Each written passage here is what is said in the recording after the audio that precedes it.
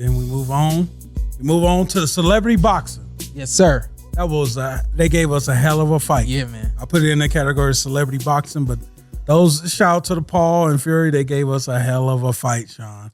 I had some people saying that had on the levels of Shawn Porter classics. they was throwing them things for the level, you know. Yeah, for the level. And I love that I have the podcast because what I can't say because of time constraints on TV, I can say now. And I will reiterate what I said on the telecast.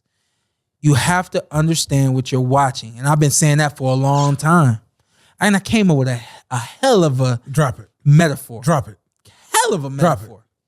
I'm gonna drop it, but real quick. you gotta understand what you're watching. Yes. And you gotta understand who's tuning in.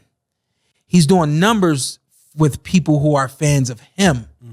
Not fans of boxing. His brand. His fans of his brand. Not fans of the boxing brand. They don't care about. They're not fans of ESPN Plus. They don't care what we looking at. They're not fans of Skills Challenge Promotions. Yeah. They're not fans of Showtime Shawn Porter. I wish they were, but they're not. But guess what? When they tune in and listen to me talk about him the way that I talk about him. You gain some followers? I hope so. Okay. I don't know. You drink some Prime? I ain't getting no Prime. Oh, okay.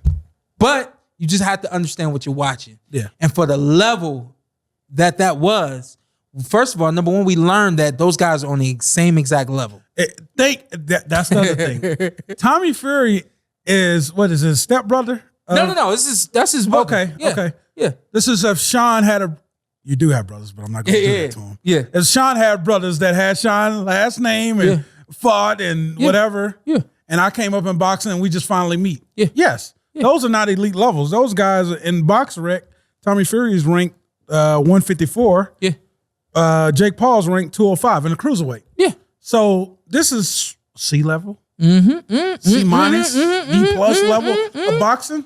But yes, Jake met his peak. Yeah. Jake don't need to be in there with a Badu Jack. Jake met his peak. He met his peak, and Jake may have peaked. Yeah. But still, the hats off to Jake. You did a lot. You know what? He may have peaked in this fight, but I don't know if that is his peak if he's not going to go any further. You know what I mean?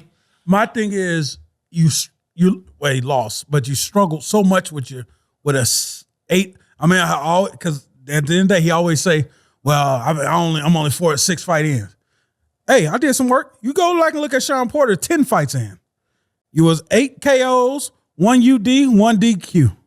No, it wasn't. It was not on you. It was on the one dude, Cornerman. Remember when the dude Cornerman came in? Hold on, wait a minute. Corey Jones. What? DQ. Somebody, Cornerman interfered in one of your fights. That dude got a DQ, but you was whooping his ass anyways. I don't know. It was the first 10 fights. But I'm just saying, you didn't peak in your first 10 fights. Nobody gave you hell. You basically almost everybody was on the floor in your fights. And UD, the Corey Jones, that went to UD, but you put him on the ground so many times. Yeah, that was a unanimous decision. Yeah, but it was like, shout out to Corey Jones. It was like levels of unanimous. I don't even know how to get that high in 4 rounds. Yeah, but I'm just saying, like Jake. That's why I think Jake may have hit this. This might be the next level after this. I mean, I don't know. You want to Sir Kovalov? No. You stay here. Yeah. You do. You don't want to go. You want to keep going. Cause check it out. That was entertaining. That's what we wanted to see from you. Yeah. We didn't want to see you fight an MMA guy, a basketball player, an old MMA guy. Yeah. A boxer. I'll accept it. If you want to keep fighting these level boxers, this is it. I really don't want to see you go up in there with a Badu Jack and just get stopped in 2 or 3 rounds. Yeah. What's the point? Yeah. It doesn't help your brand at the end of the day. Yeah, I mean, like, do we want to talk X's and O's real quick? Go ahead, X's and O's. Because the scoring situation was like hard. Yeah. You know what I mean? That ref was not the right ref for that fight. Shout out to the ref, man. Was he from over there? Yeah, I don't think that matters. I never seen somebody just. He may not have been from over there. I don't know. Never seen somebody take come on, man. Yeah, just like they didn't. To me, it's common sense. Like, if I know I got 2 really inexperienced fighters getting in the ring, I don't put someone in the ring that's expecting a high level And that's what my man was. Whatever from there. Like, you gonna listen to me. They're not supposed to respect each other. They're supposed to wrestle. They're supposed to push each other. Somebody's supposed to turn in a circle. Like, that's the level that it is. And so that made it hard. That made it hard to judge and to score. I want to point out something else too that doesn't happen in professional boxing. They don't explain rules to us in professional boxing. Okay. So I don't know how many fights did I have in my career. 36, 37 fights. You didn't get to 40? How you gonna ask about you? Nobody was even thinking about him, huh? That's not the point. You're like 34, 3, 3? 36? Yeah, 31, 4, and 1. And my experience as an amateur. 31, 31? I fought 13 years as a professional and 13, 14 years as an amateur. And I nobody's ever taught me or told me or instructed me how the scoring goes in professional boxing. Okay. So I'm sitting ringside, and in my mind, okay, boom, he just got a point taken away. That means he's automatically going to lose this round. Yeah. This is a 10-9 round. But that's not the case. I'm being told in one ear that it's a 10-8 round, and then I'm being told in another ear we don't know. Oh, while y'all was over there this past weekend? Yeah. Okay. Because they were asking me. Oh, because you're the boxer. Yeah. They were like, I'm giving my score after every round. They said, well, wait a minute, he got points taken away. I said, yeah. They said, well, that should be a 10-8 round, right? I said, scratch my head, like, oh, I don't know. Like, they never explained that to me. Example, Shawn, 12th round against Adrian Broner. Here's my point. I could have said you tied that round. Yeah, I did. Okay. Okay, it's over, bro. I did. Okay. I did. But there's no... So okay, you look at me and say, well, Shawn, why don't you just get online and read about it? Why don't you just get the book, the Unified Rules book, and read it? I'm not supposed to do that. I'm the fighter. You're supposed to explain this to me. I'm supposed to know how this goes. That way, when I'm put in certain situations, I don't have any questions. I know exactly what's going on. Why is it up to a fighter to read the rules in terms of how the scores of a fight go? So if that's automatically 10-8, what you gain back the point? Like, yeah, that's tricky. So okay, so boom, you were holding, and so you got a point taken. It was a 10-8 round, and then he decided to take point from you too. So what is it, an 8-8 round? Yeah, I get my point back. You know what I mean? Like, how does that go? You know? Did he do that in the same round? No. Oh, but so one person got points taken in the first round, and then the next person the next round. I remember. So at one time, the cable service went out. Well, I seen Jake. He put him on the ground twice. Yeah, and he still lost. No. Jake put Tommy on the ground on the canvas once. Yeah. Oh, once. Yeah. Oh, I thought it was another. Oh, he got a point taken away. Yeah. They both got points taken. Yeah. So based on I didn't even bring my scorecard right now. I didn't even bring my scorecard in because I was like, that just don't make sense. That's 10-9. But I had Jake Paul winning the fight. Practically by 1 point or whatever the case may be. But I thought, again, let's go back to X's and O's. I thought that both guys fought. They peaked. Yeah. I saw Tommy peak in that fight too. Yeah. I mean, I think both guys are going to get better, but that was the best that we've seen both fighters fight. And at the end of the day, Tommy's only been fighting since 2018. He said he had 12 amateur fights. Yeah. So I've heard he say he's been fighting since 6 years old. You've been around the sport since 6 years old. Yeah. You tangle with your brother a little bit. Yeah. But at the end of the day, you're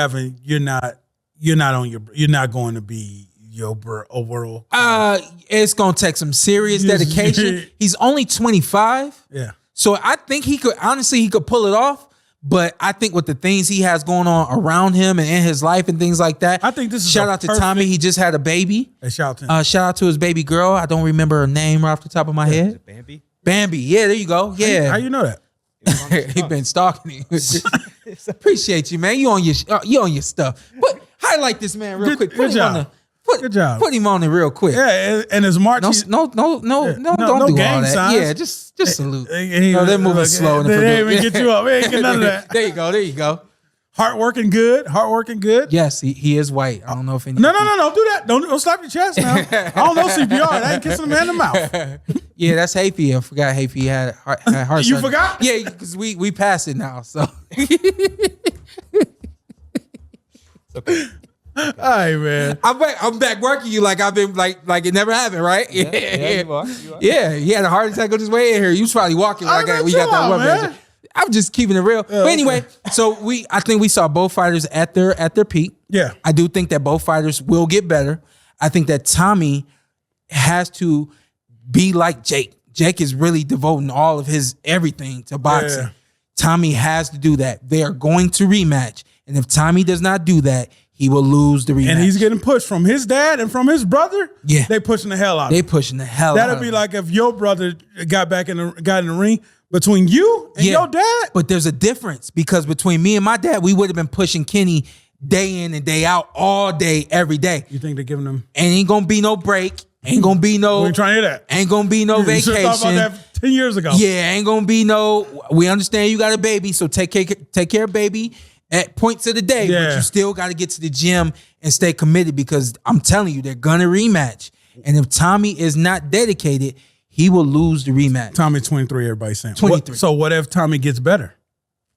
Tommy says he's going in for the stoppage. Is it possible? Let's take a look at what little bit of the fight we do have. Boom, boom. With the boom. Tommy ain't got a lot of power. Not a lot, and everybody was saying that, like everybody from England is saying that he don't have much pop. Improve your power before you get back in the ring with Jake Paul. I know it's a lot of like cheering. There was a lot for Tommy. Is it they love him over there? Is he from there? Like, no, I didn't understand that. I think the hate for Jake Paul. Saudi Arabian people understand the humbleness of Tommy Fury more than they understand the cockiness and everything. We love that in America. Everything that Jake has brought. Yeah. You know what I mean? Excuse me, or is bringing. You know, but I thought collectively both guys. I thought that Jake could have jabbed more, and he could have mixed it up, head and body a little bit more. I don't think he got all that. No. I think I mark my words. And did I say that Tommy was going to win this fight? Did I? No. Okay. Well, I can show text messages. I said, "Yo, Tommy's going to win this fight." I honestly don't think that Tommy won the fight. I got him winning. You had him winning. I had him winning. I don't think Tommy won the fight. I had him winning. The knockdowns was confusing. Yeah, the knockdown along that with was the throwing me all points. But yeah, I think I had Tommy edging it. At worst, a draw. Yeah, I had Tommy. At worst, a draw. I didn't think Jake won. I thought that Jake won. I didn't think Jake won. Just I don't know. I don't know how to score fights. So, but nonetheless, I said I got a feeling that Tommy's gonna win this fight. Oh, I was on the Netflix. So Netflix. What that has to do with listen, let me explain. Goddamn. Jake had Netflix there. He's doing a Netflix documentary. You on it? Of the fight. I'm on podcast? it. And they asked me. I did. I know you're a quick plugger. Yeah, I did. They're gonna cut that out. They're gonna cut that out. Please don't cut that out. I know somebody's watching from Netflix. Don't cut that out. But they asked me like, "Hey, what do you think?" I said, "I got a feeling Tommy's gonna win this fight." And again, I'm gonna say that like in terms of points and stuff, like I don't think he won. However, he did way better than anybody expected him to do. Mm-hmm. He answered the bell, and he answered to that question of is he ready for that moment, the big lights and all that kind of stuff. He's never fought in it. He's been in around it, but he's never been in himself. My man came on the first round and showed that he was all about it. Yeah. And then Jake answered in the second round. It was like a back and forth fight. And I'll credit to Tommy because he took some big shots, and I was like, "Oh." Mm-hmm. And he took them. I was like, okay. Mm-hmm. Okay, I thought he was going to take what everybody else took that big shot, and that was all she wrote. And listen, you got Jake Paul in the ring with MMA fighters who have taken a lot of damage. Yeah. You know what I mean? So and are older too. You got a young, fresh 23-year-old body right there. Yeah. So he ain't going down off one punch. And I worry I see a lot of things with Jake, like holes in his game where I feel like he's just moving around with that right. Mm-hmm. Like, set it up. Like, Jay Leon, his coach. Yeah. Don't be a yes man. Sometimes get on his ass. Yeah. Like, that ain't gonna work. Yeah. You're fighting boxers now. Yeah. Yeah. Like, he sees that coming. Yeah. But, because I felt like if he was just set it up, go to the body. Yeah. Body work. Yeah. Mean body shot. Yeah. Obviously, he has something in that right hand. So just give him a mean body shot. Yep. Slow him down. Got to find different ways to land that right hand. Yeah, set that up. Mm-hmm. Get to the body, drop them hands over the top. And guess what? A loss this early in his career, I'm going to put in quotes, a loss this early in his career could really help him because now you go back and what was working and landing so much before that big right hand.